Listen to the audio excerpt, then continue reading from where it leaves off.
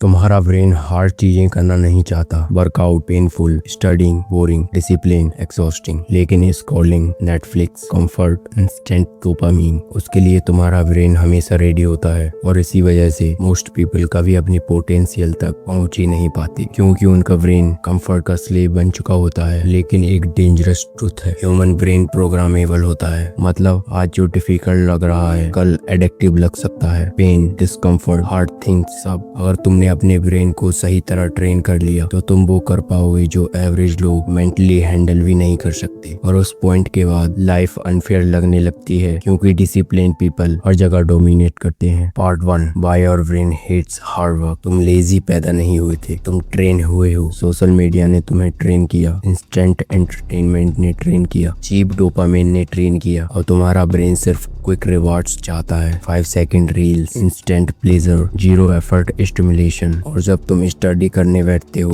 तुम्हारा brain panic करता है, क्योंकि उसे स्लो प्रोग्रेस की आदत ही नहीं रही। समझो, रियल ग्रोथ बोरिंग होती है। मसल्स स्लोली बिल्ड होते हैं, नॉलेज स्लोली बिल्ड होता है, कॉन्फिडेंस स्लोली बिल्ड होता है। लेकिन मॉडर्न वर्ल्ड में तुम्हारे ब्रेन को फास्ट प्लेजर का एडिक्टेड बना दिया है, और एडिक्टेड ब्रेन डिसिप्लिन को पनिशमेंट समझता है। Part 2, the dopamine trap. सब डोपामिन की गेम है। डोपामिन मतलब anticipation, reward, motivational chemical. Problem ये है, आज तुम्हारा ब्रेन बिना काम किए ही डोपामिन ले रहा है। Scrolling, gaming, porn, junk food, validation. Result hard work dull लगता है, क्योंकि रियल एफर्ट का डोपामिन डिलेड होता है, और बिग माइंड्स डिले टॉलरेट नहीं कर पाते। इसीलिए मोस्ट पीपल क्विट कर देते हैं। जिम 5 दिन, स्टडी 1 वीक, कंसिस्टेंसी 10 दिन, फिर back to comfort, back to weakness, back to average life. Part 3, how to rewire your brain. लेकिन ब्रेन की एक पावरफुल एबिलिटी है, न्यूरोप्लास्टिसिटी। सिंपल वर्ड्स में, जो चीज तुम रिपीटेडली करते हो ब्रेन उसे नॉर्मल बना देता है। इनिशियली वर्कआउट पेनफुल लगेगा, फिर मैनेजेबल, फिर सेटिस्फाइंग, फिर एडिक्टिव। इसीलिए डिसिप्लिन लोग अलग फील करते हैं। उन्होंने स्ट्रगल को एनिमी नहीं आइडेंटिटी बना दिया होता है। और यही सीक्रेट है, you do not wait to feel motivated, तुम एक्शन लेते हो